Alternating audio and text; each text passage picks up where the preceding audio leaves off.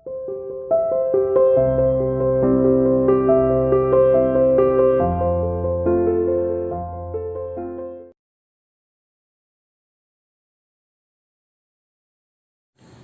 to CR International School online classes. Hello students, how are you? Hope you are fine.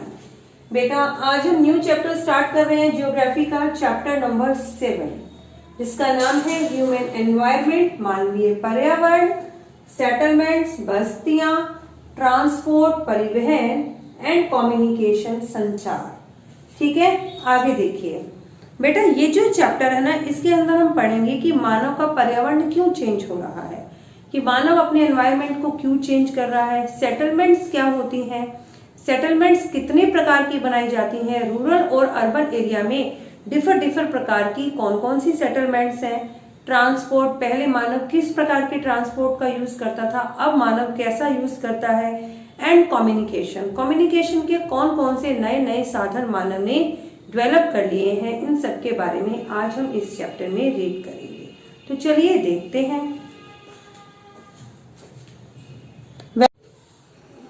In chapter 1, you have learned that early human beings depended entirely on the nature for food, clothing and shelter।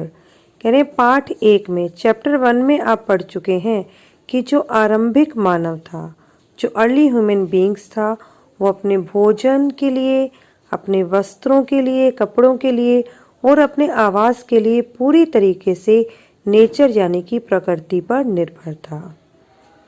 ठीक है, but with the time they learn new skill to grow food, build home and develop better means of transport and communication.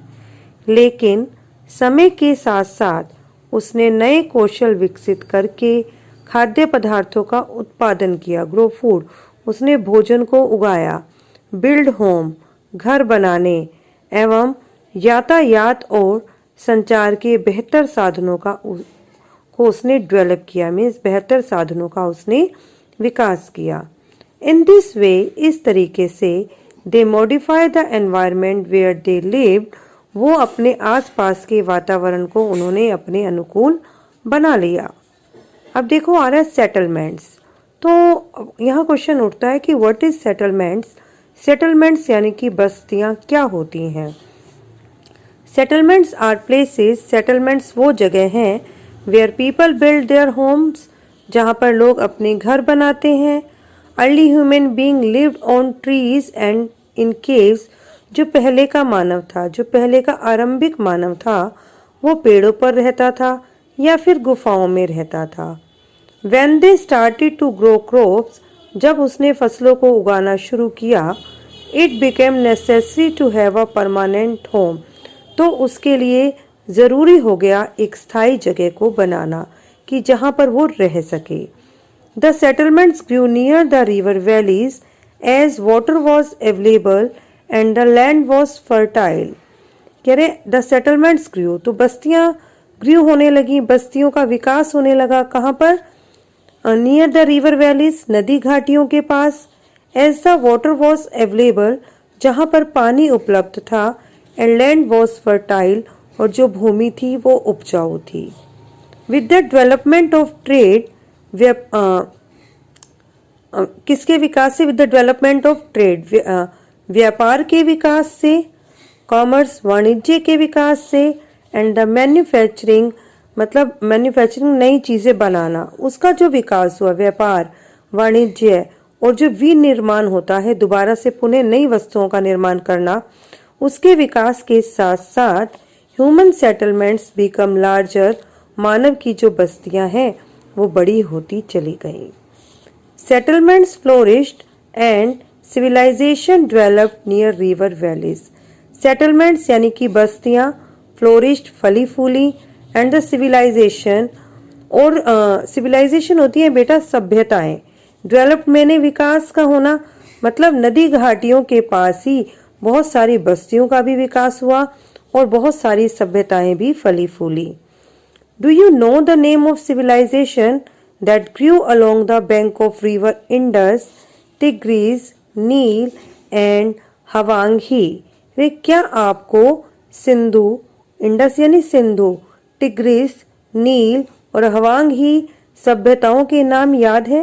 बेटा हमने ये सारी सभ्यताओं के बारे में हमने क्लास 6 में पढ़ा था और हमने उसमें ये जाना था कि जितनी भी नदियों का जितनी भी इन सिविलाइजेशन सभ्यताओं का विकास हुआ वो नदी घाटियों के पास हुआ, क्योंकि वहां से लोगों को पानी मिल जाता था और पानी जो है मानव की बेसिक नीड है और नदियों के पास की भूमि उपजाऊ भी होती थी।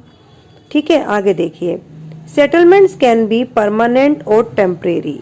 सेटलमेंट्स यानी कि जो बस्तियां हैं वो परमानेंट भी हो सकती हैं, मतलब स्थायी भी हो सकती हैं, फिक्स, जैसे हम लोग रहते हैं अपने परमानेंट घर बनाकर, और टेम्पोरेरी या फिर वो अस्थायी भी हो सकते हैं।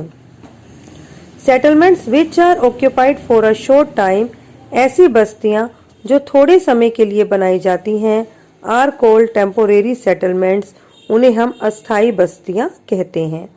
समझ रहे, हम कहीं गए और हमने शेड डालकर या फिर बड़े पर्वतों क्षेत्रों में हम गए, हमने वहां पर कुछ झोपड़ियां बना ली जहां पर हम कुछ समय के लिए रहे और फिर आगे चले गए, तो वो हमारी टेम्परेरी सेटलमेंट्स होती हैं। The people living in deep forest, hot and cold deserts and mountains often dwell मत इन सच टेम्परेरी सेटलमेंट्स। कह रहे घने जंगल, गर्म व ठंडे रेगिस्तानों तथा पर्वतों के निवासी अक्सर इसी प्रकार की अस्थायी बस्तियों में रहते हैं। दे प्रैक्टिस हंटिंग, हंटिंग मतलब शिकार करना, गैदरिंग मतलब इकट्ठा करना, अखेटन, अखेटन संग्रहण करना चीजों को। ठीक है, शिफ्टिंग कल्टीवेशन मतलब कि स्थानांतरित खेती करना, मीन्स पहले खेती करना, फिर जब फसल पककर तैयार हो गई उसे काट लिया, फिर उस जगह को छोड़कर दूसरी जगह चले जाना। ठीक है, एंड ट्रांसह्यूमेंस या फिर ऋतु प्रवास। ठीक है, मौसम के अनुसार उस जगह पर रहना। ये क्या है, वो मतलब ये सब चीजें करते थे कि वे लोग आखेट करते थे, शिकार करते थे, संग्रहण चीजों को कलेक्ट करते थे, स्थानांतरित कृषि करते थे और साथ साथ ऋतु प्रवास भी करते थे। However, more and more settlements today are permanent settlements. लेकिन आज जो अधिकांश बस्तियां हैं वे कैसी बस्तियां हैं? परमानेंट बस्तियां हैं। In these settlements, in settlements में people build homes to live in, लोग अपने रहने के लिए घर बनाते हैं। देखिए बेटा ऊपर एक डू यू नो का कॉलम दे रखा है। The place where a building और अ सेटलमेंट्स डेवलप, एक ऐसी जगह जहां पर बिल्डिंग या फिर बस्तियां डेवलप्स विकसित होती हैं, इज कॉल्ड इट्स साइट, वो उसकी साइट कहलाती है। साइट मतलब बसाव स्थान, इस जगह पर लोगों ने आकर रहना शुरू किया। The natural conditions for selection of an ideal sites are, कह रहे द नेचुरल कंडीशन, क्या प्राकृतिक कंडीशन होगी, क्या प्राकृतिक दशाएं होंगी किसके लिए? For selection an ideal site, एक अच्छी साइट को सेलेक्ट करने के लिए, एक अच्छी साइट का चयन करने के लिए क्या क्या दिखेगा माना वहां पर? नंबर 1 फेवरेबल क्लाइमेट, मतलब वहां की जो क्लाइमेट है, जो जलवायु है उसके अनुकूल होनी चाहिए। अवेलेबिलिटी ऑफ वाटर, वहां पर जल की उपलब्धता होनी चाहिए। नंबर 3 सुटेबल लैंड, उपयुक्त लैंड होनी चाहिए, उपयुक्त धरती होनी चाहिए। फर्टाइल सोइल या फिर उपजाऊ मिट्टी होनी चाहिए। ठीक है बेटा, आगे देखिए आप नेक्स्ट पेज पर। It was Mary's birthday party, क्या थी? मैरी के जन्मदिन की पार्टी थी। मैरी एक बच्ची है, उसकी स्टोरी यहाँ पर बताई है कि मैरी की बर्थडे पार्टी थी। She and her friends were waiting for Gurpreet to arrive so that Mary could cut the cake. कह रहे हैं कि she and her friend, Mary और उसके दोस्त वेट कर रहे थे गुरप्रीत के अराइव आने का, सो दैट ताकि Mary could cut the cake, Mary cake को कट कर सके। एट लास्ट गुरप्रीत अराइव्ड, और लास्ट में गुरप्रीत आती है तो वो कैसी होती है? टायर्ड, थकी हुई, कफिंग, खांसती हुई, एंड वीजिंग, हाफती हुई होती है। हाफ रही है मतलब सांस चढ़ जाता है ना, वैसे। शी एक्सप्लेन, उसने एक्सप्लेन किया that the traffic jam was terrible, कि बहुत ज्यादा ट्रैफिक जाम था, बहुत बुरा ट्रैफिक जाम था।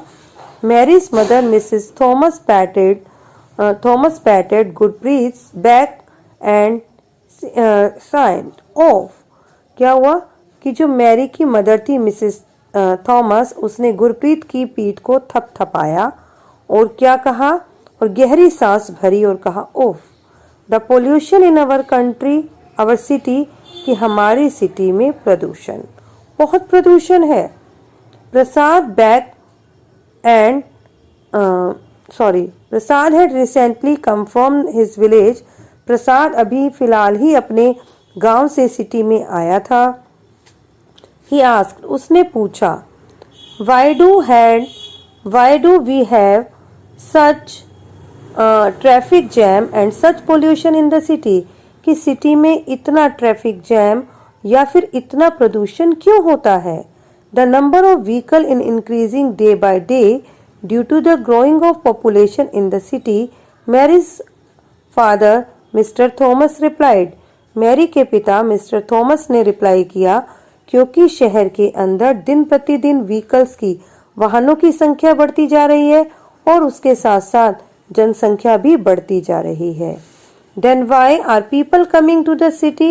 Her mother फिर उसने क्वेश्चन मैरी ने क्वेश्चन किया, तो फिर लोग शहरों में क्यों आते हैं जब यहाँ पर इतना ज़्यादा यहाँ पर ग्रोइंग पॉपुलेशन है, जनसंख्या बढ़ रही है, ठीक है, पॉपुलेशन बढ़ रही है, पोल्यूशन बढ़ रहा है, बहुत ज़्यादा व्हीकल हैं, तो लोग यहाँ क्यों आते हैं। तो then why the people coming to the city, her mother replied, तो उसकी माँ ने रिप्लाई किया, they come looking for jobs, वो यहाँ पर अपनी नौकरी की तलाश में आते हैं, बेटर एजुकेशन, अच्छी शिक्षा की तलाश में आते हैं, एंड द मेडिकल फैसिलिटीज़, और मेडिकल फैसिलिटीज़ के लिए आते हैं, मीन्स उनको यहाँ पर चिकित्सा सुविधाएं मिलती हैं। मैरी फर्दर इंक्वायर्ड, मैरी ने फिर से इंक्वायरी की, if so many people keep coming to city, why will all the people leave. तो उसने कहा कि इतने सारे लोग जो शहर में आते रहेंगे तो ये सब लोग कहाँ रहेंगे। मिस्टर थॉमस सेड, तो मिस्टर थॉमस ने कहा, that is why you see so many slums and scattered settlements where people stay in congested and unhygienic condition। तो मिस्टर थॉमस ने उसने बताया, दैट इज वाई, कि इसी कारण, यही तो कारण है कि यहाँ पर बहुत ज़्यादा मात्रा में गंदी बस्तियाँ और अवैध कब्जे वाली बस्तियाँ दिखती हैं, और अनहाइजीनिक है, मतलब बहुत ही गंदी बस्तियाँ हैं यहाँ पर, ठीक है। शॉर्टेज ऑफ पावर, बिजली की कमी है, एंड वाटर सप्लाई, पानी की भी कमी, are the common problem in the city, मतलब बिजली की कमी और पानी की कमी होना यहाँ पर कॉमन प्रॉब्लम है। प्रसाद सेड, प्रसाद ने कहा, अवर विलेज में not have a big cinema hall, villages, हमारे गांव में बड़े सिनेमा हॉल तो नहीं है। Well equipped school and the hospitals, बहुत अच्छे स्कूल्स नहीं हैं हमारे यहाँ पर, अच्छी सुविधाओं वाले स्कूल नहीं हैं, और ना ही गुड हॉस्पिटल्स हैं। But we have lot of open space and fresh air to breathe in. When my grandfather was sick we had to rush him the city hospital. तो उन्होंने कहा, लेकिन हमारे यहाँ पर सांस लेने के लिए खुली जगह है, ताज़ी हवा है, लेकिन जब मेरे दादाजी बीमार हुए तो हमें उन्हें सिटी में लेकर आना पड़ा। बेटा देखिए, साइड में ग्लॉसरी का कॉलम दे रखा है, उसमें लिख रखा है ट्रांस ह्यूमन्स, यानी कि ऋतु प्रवास। मैंने बताया कि जो आपके अनपरमानेंट सेटलमेंट्स में लोग रहते हैं, टेम्परेरी सेटलमेंट्स जो बनाते हैं, ठीक है, ज़्यादातर वो लोग ऋतु प्रवास करते हैं। उसका एक रीज़न है, मतलब हर ऋतु में जगह को चेंज करते हैं। तो क्या है इसका मतलब, it is a seasonal movement of people, ये लोगों की सीजनल मूवमेंट है, यानी कि मौसम के अनुसार लोग मूवमेंट करते हैं। People who rear animal move in search of new pasture according to the change in the season. कह रहे हैं जो लोग पशु पालते हैं, ठीक है, वो क्या करते हैं, move in a search of new pasture, तो वो नए चारागाहों की तलाश में सीजन टू सीजन एक जगह से दूसरी जगह पर घूमते रहते हैं। आज के लिए बेटा बस इतना ही, इससे आगे कल करेंगे।